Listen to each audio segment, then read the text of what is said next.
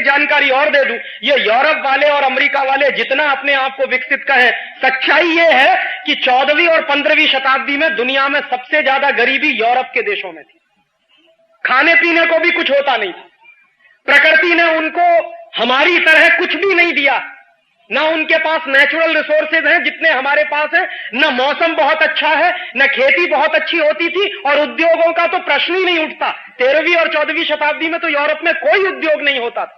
तो उन लोगों का मूलतः जीविका का जो साधन था वो लुटेरेपन के काम से जीविका चलाते थे, चोरी करते थे, डकैती डालते थे, लूट डालते थे। ये मूल काम करने वाले यूरोप के लोग थे। तो उनको पता लगा कि हिंदुस्तान और भारतवर्ष में इतनी संपत्ति है, तो चलो उस देश को लूटा जाए। और वास्को डी गामा ने आकर हिंदुस्तान में लूट का एक नया इतिहास शुरू किया। उसके पहले भी लूट चली हमारी, महमूद गजनवी जैसे लोग हमको लूटते रहे, लेकिन वास्को डी गामा ने आकर लूट को जिस तरह से केंद्रित किया और ऑर्गेनाइज किया, वो समझने की जरूरत है। उसके पीछे पीछे क्या हुआ? पुर्तगाली लोग आए, उन्होंने 70-80 वर्षों तक इस देश को खूब जमकर लूटा। पुर्तगाली चले गए इस देश को लूटने के बाद, फिर उसके पीछे फ्रांसीसी आए, उन्होंने इस देश को खूब जमकर लूटा, 70-80 वर्ष उन्होंने भी लूटा। उसके बाद डच आ गए, हॉलैंड वाले, उन्होंने इस देश को लूटा। और उसके बाद फिर अंग्रेज आ गए हिंदुस्तान में, लूटने के लिए ही नहीं बल्कि इस देश पर राज्य भी करने के लिए। पुर्तगाली आए लूटने के लिए, फ्रांसीसी आए लूटने के लिए, डच आए लूटने के लिए, और फिर पीछे से अंग्रेज चले आए लूटने के लिए। अंग्रेजों ने लूट का तरीका बदल दिया। ये अंग्रेजों से पहले जो लोग लूटने के लिए आए वो आर्मी लेके आए थे, बंदूक लेके आए थे, तलवार लेके आए थे और जबरदस्ती लूटते थे। अंग्रेजों ने क्या किया कि लूट का सिलसिला बदल दिया और उन्होंने अपनी कंपनी बनाई।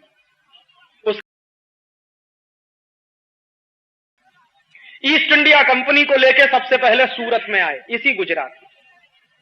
यह बहुत बड़ा दुर्भाग्य है इस देश का कि जब जब इस देश की लूट हुई है गुजरात के रास्ते हुई।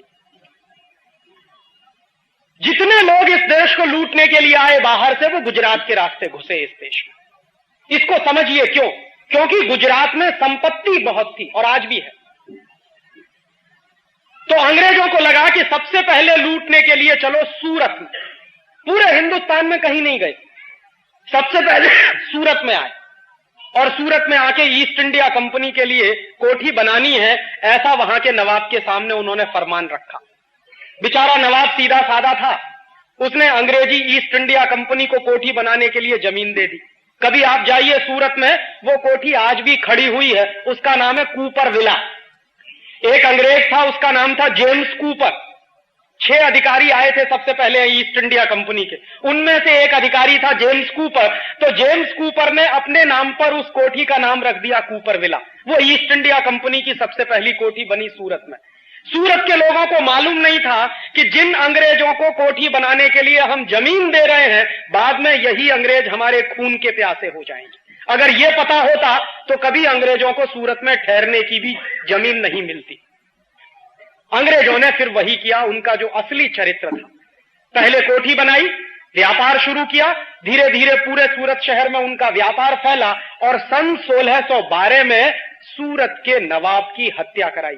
जिस नवाब से जमीन लिया कोठी बनाने के लिए, उसी नवाब की हत्या कराई अंग्रेजों ने। और 1612 में जब नवाब की हत्या करा दी उन्होंने, तो सूरत का पूरा बंदरगाह अंग्रेजों के कब्जे में चला गया। और अंग्रेजों ने जो काम सूरत में किया था 1612 में, वही काम कलकत्ता में किया, वही काम मद्रास में किया, वही काम दिल्ली में किया, वही काम आगरा में किया, वही काम लखनऊ में किया। माने जहां भी अंग्रेज जाते थे अपनी कोठी बनाने के लिए ईस्ट इंडिया कंपनी को लेके, उस हर शहर पर अंग्रेजों का कब्जा होता था और ईस्ट इंडिया कंपनी का झंडा फहराया जाता था। 150 वर्षों के अंदर व्यापार के बहाने अंग्रेजों ने सारे देश को अपने कब्जे में ले लिया। 1750 तक आते आते सारा देश अंग्रेजी ईस्ट इंडिया कंपनी का गुलाम हो गया। किसी को नहीं मालूम था कि जिस ईस्ट इंडिया कंपनी को हम व्यापार के लिए छूट दे रहे हैं, जिन अंग्रेजों को हम व्यापार के लिए जमीन दे रहे हैं, जिन अंग्रेजों को व्यापार के लिए हिंदुस्तान में हम बुला के ला रहे हैं, वही अंग्रेज इस देश के मालिक हो जाएंगे, ऐसा किसी को अंदाजा नहीं था। अगर ये अंदाजा होता तो शायद कभी उनको छूट न मिलती। लेकिन 1750 में ये अंदाजा हुआ, और अंदाजा हुआ एक व्यक्ति को, उसका नाम था सिराजुद्दौला, बंगाल का नवाब था। तो बंगाल का नवाब था सिराजुद्दौला, उसको यह अंदाजा हो गया कि अंग्रेज इस देश में व्यापार करने नहीं आए हैं, इस देश को गुलाम बनाने आए हैं, इस देश को लूटने के लिए आए हैं, क्योंकि इस देश में संपत्ति बहुत है, क्योंकि इस देश में पैसा बहुत है। तो सिराजुद्दौला ने फैसला किया कि अंग्रेजों के खिलाफ कोई बड़ी लड़ाई लड़नी पड़ेगी, और उस बड़ी लड़ाई को लड़ने के लिए सिराजुद्दौला ने युद्ध किया अंग्रेजों के खिलाफ। इतिहास की चौपड़ी में आपने पढ़ा होगा, प्लासी का युद्ध हुआ 1757। लेकिन इस युद्ध की एक खास बात है जो मैं आपको याद दिलाना चाहता हूं, आज के समय में भी वो बहुत महत्वपूर्ण है। 1757 में जब प्लासी का युद्ध हुआ, मैं बचपन में जब विद्यार्थी था, कक्षा 9 में पढ़ता था मैं, तो मैं मेरे इतिहास के अध्यापक से यह पूछता था कि सर मुझे यह बताइए कि प्लासी के युद्ध में अंग्रेजों की तरफ से कितने सिपाही थे लड़ने वाले। तो मेरे अध्यापक कहते थे मुझको नहीं मालूम। तो मैं कहता था क्यों नहीं मालूम? तो कहते थे कि मुझे किसी ने नहीं पढ़ाया, तो मैं तुमको कहां से पढ़ा दूं। तो मैं उनको बराबर एक ही सवाल पूछता था कि सर आप जरा यह बताइए कि बिना सिपाही के कोई युद्ध हो सकता है कि नहीं? तो फिर हमको यह क्यों नहीं पढ़ाया जाता कि युद्ध में कितने सिपाही थे अंग्रेजों के पास। और उसके दूसरी तरफ एक और सवाल मैं अक्सर पूछता था कि अच्छा यह बताइए अंग्रेजों के पास कितने सिपाही थे, यह तो हमको नहीं मालूम। सिराजुद्दौला जो लड़ रहा था हिंदुस्तान की तरफ से, उसके पास कितने सिपाही थे? तो कहते थे वो भी नहीं मालूम। प्लासी के युद्ध के बारे में इस देश में इतिहास की 150 किताबें हैं जो मैंने देखी हैं। उन 150 में से एक भी किताब में यह जानकारी नहीं दी गई है कि अंग्रेजों की तरफ से कितने सिपाही लड़ने वाले थे और हिंदुस्तान की तरफ से कितने सिपाही लड़ने वाले थे। और मैं आपको सच बताऊं, मैं मेरे बचपन से इस सवाल से बहुत परेशान रहा, और इस सवाल का जवाब अभी 3 साल पहले मुझे मिला। वो भी हिंदुस्तान में नहीं मिला, लंदन में मिला। लंदन में एक इंडिया हाउस लाइब्रेरी है, बहुत बड़ी लाइब्रेरी है। उस इंडिया हाउस लाइब्रेरी में हिंदुस्तान के गुलामी के 20,000 से ज्यादा दस्तावेज रखे हुए हैं, जो हमारे देश में नहीं है, वहां रखे। भारतवर्ष को अंग्रेजों ने कैसे तोड़ा, कैसे गुलाम बनाया, इसकी पूरी विगतवार जानकारी उन 20,000 दस्तावेजों में इंडिया हाउस लाइब्रेरी में मौजूद है। मेरे एक परिचित हैं प्रोफेसर धर्मपाल, वो 40 वर्ष तक यूरोप में रहे। मैंने एक बार उनको एक चिट्ठी लिखी, मैंने कहा सर मैं ये जानना चाहता हूं बेसिक क्वेश्चन कि प्लासी के युद्ध में अंग्रेजों के पास कितने सिपाही थे। तो उन्होंने कहा देखो राजीव, अगर तुमको ये जानना है तो बहुत कुछ जानना पड़ेगा, और तुम तैयार हो जानने के लिए? मैंने कहा मैं सब जानना चाहता हूं। मैं इतिहास का विद्यार्थी नहीं लगा, लेकिन इतिहास को समझना चाहता हूं कि ऐसी कौन सी खास बात थी जो हम अंग्रेजों के गुलाम हो गए। यह समझ में तो आना चाहिए अपने को कि कैसे हम अंग्रेजों के गुलाम हो गए। ये इतना बड़ा देश, 34 करोड़ की आबादी वाला देश, 50,000 अंग्रेजों का गुलाम कैसे हो गया, यह समझना चाहिए। तो वो प्लासी के युद्ध पर से वो समझ में आया। उन्होंने कुछ दस्तावेज मुझे भेजे फोटोकॉपी करा के, और वो मेरे पास अभी भी है। उन दस्तावेजों को जब मैं पढ़ता था तो मुझे पता चला कि प्लासी के युद्ध में अंग्रेजों के पास मात्र 300 सिपाही थे, 300, और सिराजुद्दौला के पास 18,000 सिपाही थे। अब किसी भी सामने के विद्यार्थी से, बच्चे से या सामान्य बुद्धि के आदमी से आप ये पूछो कि एक बाजू में 300 सिपाही और दूसरे बाजू में 18,000 सिपाही, कौन जीतेगा? 18,000 सिपाही जिसके पास है वो जीतेगा। लेकिन जीता कौन? जिनके पास मात्र 300 सिपाही थे वो जीत गए, और जिसके पास 18,000 सिपाही थे वो हार गए। और हिंदुस्तान के, भारतवर्ष के एक एक सिपाही के बारे में अंग्रेजों के पार्लियामेंट में यह कहा जाता था कि भारतवर्ष का एक सिपाही अंग्रेजों के 5 सिपाहियों को मारने के लिए काफी है, इतना ताकतवर। तो इतने ताकतवर 18,000 सिपाही अंग्रेजों के कमजोर 300 सिपाहियों से कैसे हारे, ये बिल्कुल गंभीरता से समझने की जरूरत है। और उन दस्तावेजों को देखने के बाद मुझे पता चला कि हम कैसे हारे। अंग्रेजों की तरफ से जो लड़ने आया था उसका नाम था रॉबर्ट क्लाइव, वो अंग्रेजी सेना का सेनापति था। और भारतवर्ष की तरफ से जो लड़ रहा था सिराजुद्दौला, उसका भी एक सेनापति था, उसका नाम था मीर जाफर। तो हुआ क्या था, रॉबर्ट क्लाइव यह जानता था कि अगर भारतीय सिपाहियों से सामने से हम लड़ेंगे तो हम 300 लोग हैं, मारे जाएंगे, 1 घंटे भी युद्ध नहीं चलेगा। और क्लाइव ने इस बात को कई बार ब्रिटिश पार्लियामेंट को चिट्ठी लिख के कहा था। क्लाइव की 2 चिट्ठियां हैं उन दस्तावेजों में। एक चिट्ठी में क्लाइव ने लिखा कि हम सिर्फ 300 सिपाही हैं और सिराजुद्दौला के पास 18,000 सिपाही हैं, हम युद्ध जीत नहीं सकते हैं। अगर ब्रिटिश पार्लियामेंट, अंग्रेजी पार्लियामेंट ये चाहती है कि हम प्लासी का युद्ध जीतें तो जरूरी है कि हमारे पास और सिपाही भेजे जाएं। उस चिट्ठी के जवाब में क्लाइव को ब्रिटिश पार्लियामेंट की एक चिट्ठी मिली थी और वो बहुत मजेदार है, उसको समझना चाहिए। उस चिट्ठी में ब्रिटिश पार्लियामेंट के लोगों ने यह लिखा कि हमारे पास इससे ज्यादा सिपाही है नहीं। क्यों नहीं है? क्योंकि 1757 में जब प्लासी का युद्ध शुरू होने वाला था, उसी समय अंग्रेजी सिपाही फ्रांस में नेपोलियन बोनापार्ट के खिलाफ लड़ाई लड़ रहे थे। और नेपोलियन बोनापार्ट क्या था? अंग्रेजों को मार मार के फ्रांस से भगा रहा था। तो पूरी की पूरी अंग्रेजी ताकत और अंग्रेजी सेना नेपोलियन बोनापार्ट के खिलाफ फ्रांस में लड़ती थी, इसलिए वो ज्यादा सिपाही दे नहीं सकते थे। तो उन्होंने कहा अपने पार्लियामेंट में कि हम इससे ज्यादा सिपाही आपको दे नहीं सकते, जो 300 सिपाही है उन्हीं से आपको प्लासी का युद्ध जीतना है। तो रॉबर्ट क्लाइव ने अपने 2 जासूस लगाए। उसने कहा देखो युद्ध लड़ेंगे तो मारे जाएंगे, अब आप एक काम करो। उसने 2 अपने साथियों को कहा कि आप जाओ और सिराजुद्दौला की आर्मी में पता लगाओ कि कोई ऐसा आदमी है क्या जिसको रिश्वत दे दे, जिसको लालच दे दे, और रिश्वत के लालच में जो अपने देश से गद्दारी करने को तैयार हो जाए, ऐसा आदमी तलाश करो। उसके 2 जासूसों ने बराबर सिराजुद्दौला की आर्मी में पता लगाया कि हां एक आदमी है, उसका नाम है मीर जाफर। अगर आप उसको रिश्वत दे दो तो वो हिंदुस्तान को बेच सकता, इतना लालची आदमी। और अगर आप उसको कुर्सी का लालच दे दो तब तो वो हिंदुस्तान की 7 पुश्तों को बेच सकता।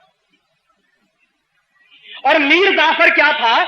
मीर जाफर ऐसा आदमी था जो रात दिन एक ही सपना देखता था कि एक ना एक दिन मुझे बंगाल का नवाब बनना। और उस जमाने में बंगाल का नवाब बनना ऐसा ही होता था जैसे आज के जमाने में बहुत नेता ये सपना देखते हैं कि मुझे हिंदुस्तान का प्रधानमंत्री बनना, चाहे देश बेचना पड़े। तो मीर जाफर के मन का ये जो लालच था कि मुझे बंगाल का नवाब बनना है, माने कुर्सी चाहिए और मुझे पूंजी चाहिए, पैसा चाहिए, सत्ता चाहिए और पैसा चाहिए, ये दोनों लालच उस समय मीर जाफर के मन में सबसे ज्यादा प्रबल थे। और उस लालच को रॉबर्ट क्लाइव ने बराबर भांप लिया। तो रॉबर्ट क्लाइव ने मीर जाफर को चिट्ठी लिखी है, वो चिट्ठी दस्तावेजों में मौजूद है और उसकी फोटोकॉपी मेरे पास है। उसने चिट्ठी में 2 ही बातें लिखी हैं कि देखो मीर जाफर, अगर तुम अंग्रेजों के साथ दोस्ती करो और ईस्ट इंडिया कंपनी के साथ समझौता करो तो हम तुमको युद्ध जीतने के बाद बंगाल का नवाब बनाएंगे। और दूसरी बात कि जब आप बंगाल के नवाब हो जाओगे तो सारी की सारी संपत्ति आपकी हो जाएगी। इस संपत्ति में से 5% हमको दे देना, बाकी तुम जितना लूटना चाहो लूटना। मीर जाफर चूंकि रात दिन यही सपना देखता था कि किसी तरह कुर्सी मिल जाए और किसी तरह पैसा मिल जाए, तुरंत उसने वापस रॉबर्ट क्लाइव को चिट्ठी लिखी और उसने कहा कि मुझे आपकी दोनों बातें मंजूर हैं, बताइए करना क्या है। तो आखिरी चिट्ठी लिखी है रॉबर्ट क्लाइव ने मीर जाफर को कि आपको सिर्फ इतना करना है कि युद्ध जिस दिन शुरू होगा उस दिन आप अपने 18,000 सिपाहियों को कहिए कि वो मेरे सामने सरेंडर कर दें बिना लड़े। मीर जाफर ने कहा कि आप अपनी बात पर कायम रहोगे, मुझे नवाब बनाना है आपको। तो रॉबर्ट ने कहा कि बराबर, हम हमारी बात पर कायम हैं, आपको हम बंगाल का नवाब बना देंगे।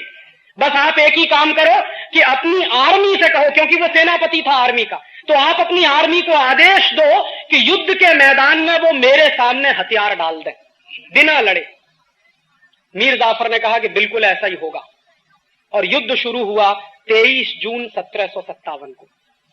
इतिहास की जानकारी के अनुसार 23 जून 1757 को युद्ध शुरू होने के 40 मिनट के अंदर भारतवर्ष के 18,000 सिपाहियों ने मीर जाफर के कहने पर अंग्रेजों के 300 सिपाहियों के सामने सरेंडर कर दिया। रॉबर्ट क्लाइव ने क्या किया? अपने 300 सिपाहियों की मदद से हिंदुस्तान के 18,000 सिपाहियों को बंदी बनाया और कलकत्ता में एक जगह है, उसका नाम है फोर्ट विलियम, आज भी है, कभी आप जाइए उसको देखिए। उस फोर्ट विलियम में 18,000 सिपाहियों को बंदी बनाकर ले गया। 10 दिन तक उसने भारतीय सिपाहियों को भूखा रखा और उसके बाद 11वें दिन सबकी हत्या कराई। और उस हत्या कराने में मीर जाफर रॉबर्ट क्लाइव के साथ शामिल था। उसके बाद रॉबर्ट क्लाइव ने क्या किया, उसने बंगाल के नवाब सिराजुद्दौला की हत्या कराई मुर्शिदाबाद में, क्योंकि उस जमाने में बंगाल की राजधानी मुर्शिदाबाद होती थी, कलकत्ता नहीं थी। सिराजुद्दौला की हत्या कराने में रॉबर्ट क्लाइव और मीर जाफर दोनों शामिल थे।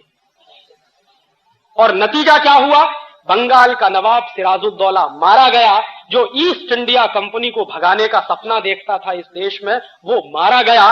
और जो ईस्ट इंडिया कंपनी से दोस्ती करने की बात करता था, वो बंगाल का नवाब हो गया, मीर जाफर। इस पूरे इतिहास की दुर्घटना को मैं एक विशेष नजर से देखता हूं। मैं कई बार ऐसा सोचता हूं कि क्या मीर जाफर को मालूम नहीं था कि ईस्ट इंडिया कंपनी से दोस्ती करेंगे तो इस देश की गुलामी आएगी। मीर जाफर जानता था इस बात को। मीर जाफर बराबर जानता था कि मैं मेरे कुर्सी के लालच में जो खेल खेल रहा हूं, उस खेल में इस देश को सैकड़ों वर्षों की गुलामी आ सकती है, यह वो जानता था। और यह भी जानता था कि अपने स्वार्थ में, अपने लालच में मैं जो गद्दारी करने जा रहा हूं इस देश के साथ, उसके क्या दुष्परिणाम होंगे वो भी उसको मालूम थे। लेकिन इसका होता कि हम 1757 ऐसा सोचता हूं कि गुलामी से आजाद हो जाते, क्योंकि 18,000 सिपाही हमारे पास थे और 300 अंग्रेज सिपाहियों को मारना बिल्कुल आसान काम था हमारे लिए। हम 1757 में ही अंग्रेजों की गुलामी से आजाद हो जाते, एक बात। और दूसरी बात, ये जो 200 वर्ष की गुलामी हमको झेलनी पड़ी 1757 से 1947 तक की, और उस 200 वर्ष की गुलामी को भगाने के लिए 6 लाख लोगों की जो कुर्बानियां हमको देनी पड़ी, वो बच गया होता। भगत सिंह, चंद्रशेखर, ऊधम सिंह, तात्या टोपे, झांसी की रानी लक्ष्मीबाई, सुभाष चंद्र बोस, ऐसे ऐसे नौजवानों की कुर्बानियां दी हैं। ये कोई छोटे मोटे लोग नहीं थे। सुभाष चंद्र बोस तो आईसीएस टॉपर थे। ऊधम सिंह चाहता तो अय्याशी कर सकता था, बड़े बाप का बेटा था। भगत सिंह और चंद्रशेखर की भी यही हैसियत थी, चाहते तो जिंदगी की जवानी की रंगरेलियां मनाते और अपनी नौजवानी को ऐसे फंदे में नहीं फंसाते।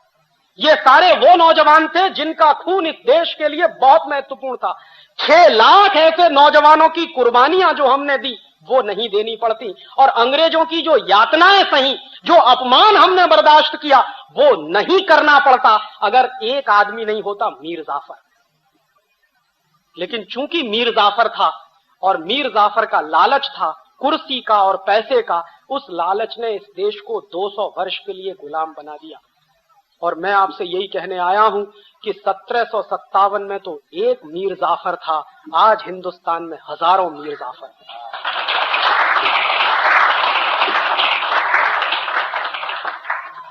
जो देश को वैसे ही गुलाम बनाने में लगे हुए हैं जैसे मीर जाफर ने इस देश को गुलाम बनाया। मीर जाफर ने क्या किया था, विदेशी कंपनी को समझौता किया था बुला के, और विदेशी कंपनी से समझौता करने के चक्कर में उसको कुर्सी मिली थी और पैसा मिला था।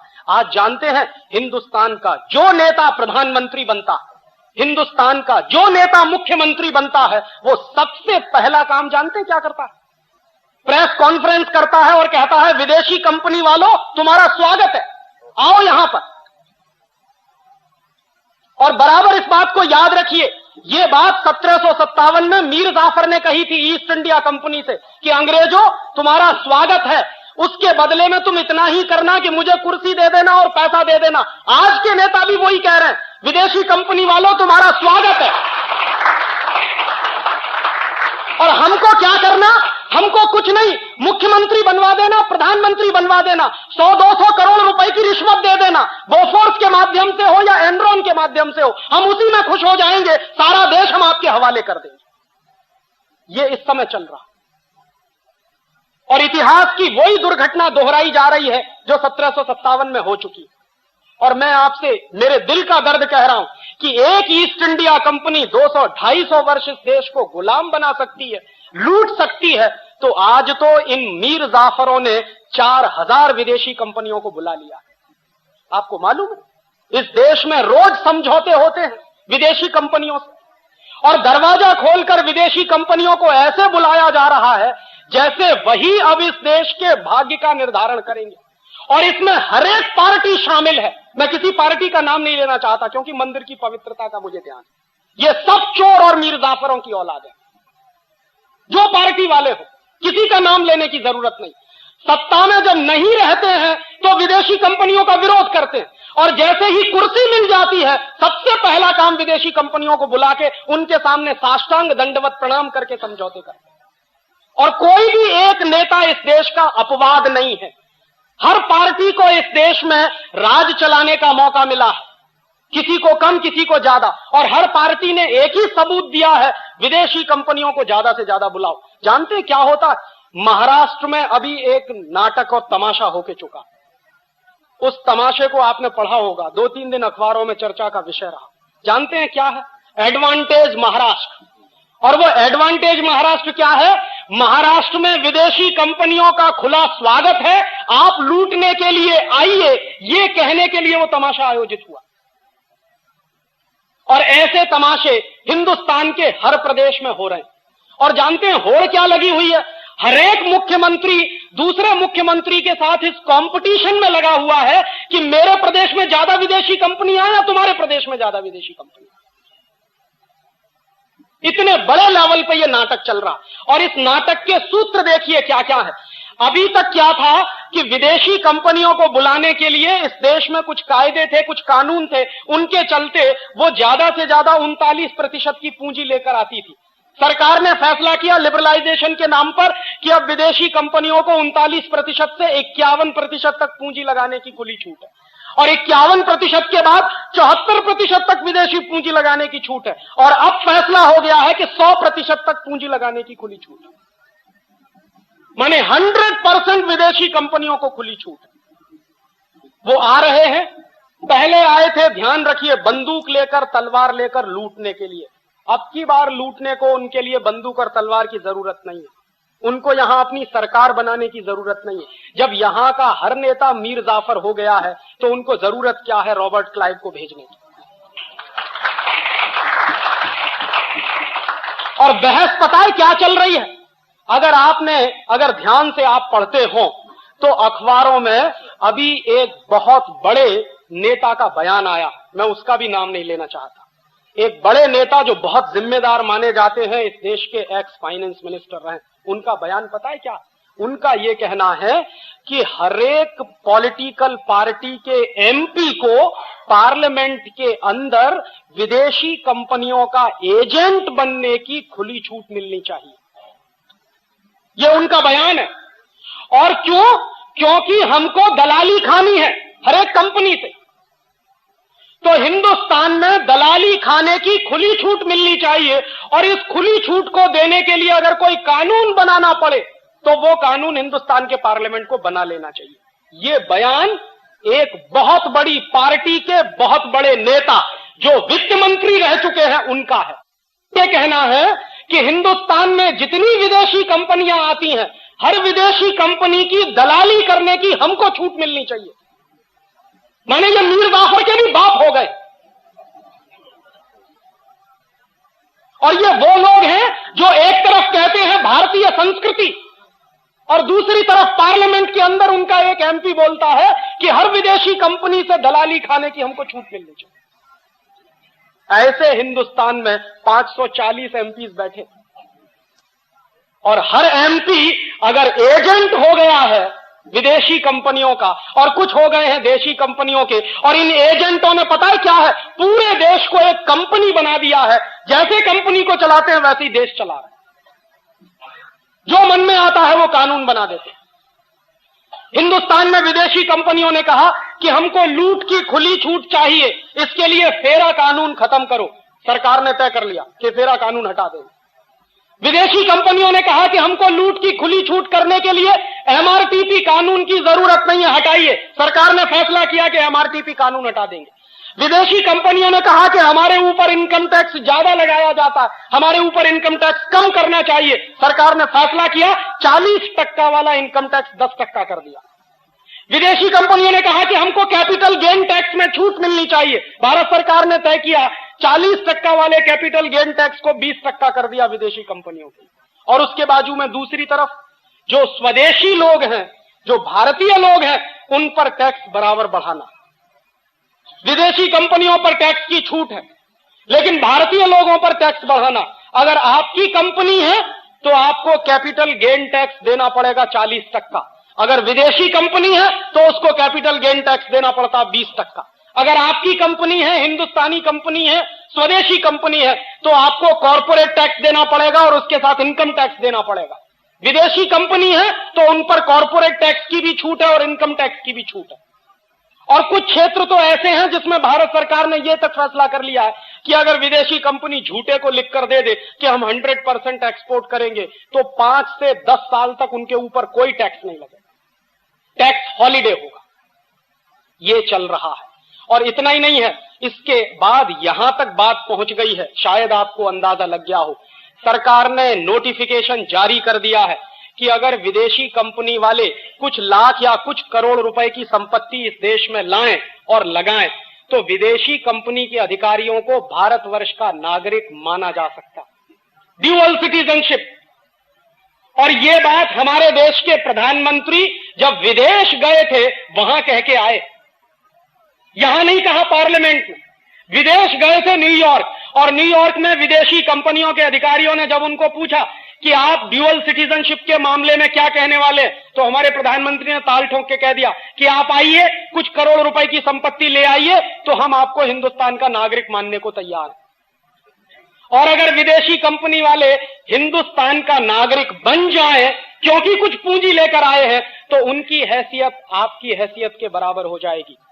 और अगर विदेशी कंपनी का कोई अधिकारी इस देश का नागरिक हो सकता है, तो इस देश के पार्लियामेंट का चुनाव भी लड़ सकता, क्योंकि इस देश में पार्लियामेंट का चुनाव लड़ने के लिए कोई क्वालिफिकेशन नहीं चाहिए, बस एक ही क्वालिफिकेशन कि आप इस देश के नागरिक हैं या नहीं हैं। आप चोर हैं, चुनाव लड़ सकते हैं, उचक्के हैं, चुनाव लड़ सकते हैं, गुंडे हैं, चुनाव लड़ सकते हैं, डॉन है, चुनाव लड़ सकते हैं, माफिया किंग है, चुनाव लड़ सकते हैं। और तो और छोड़ दीजिए, अगर आपने 30 मर्डर किए हैं तो आप चुनाव लड़ सकते हैं और पार्लियामेंट में पहुंच सकते हैं। और ऐसे 1-2 लोग नहीं, इस बार के आपके देश की लोकसभा में 80 से ज्यादा ऐसे एमपीज हैं जो नोटेड हिस्ट्री शीटर हैं। और मैं मेरे घर की बात कहता हूं, मैं दूसरे की बात नहीं कहता।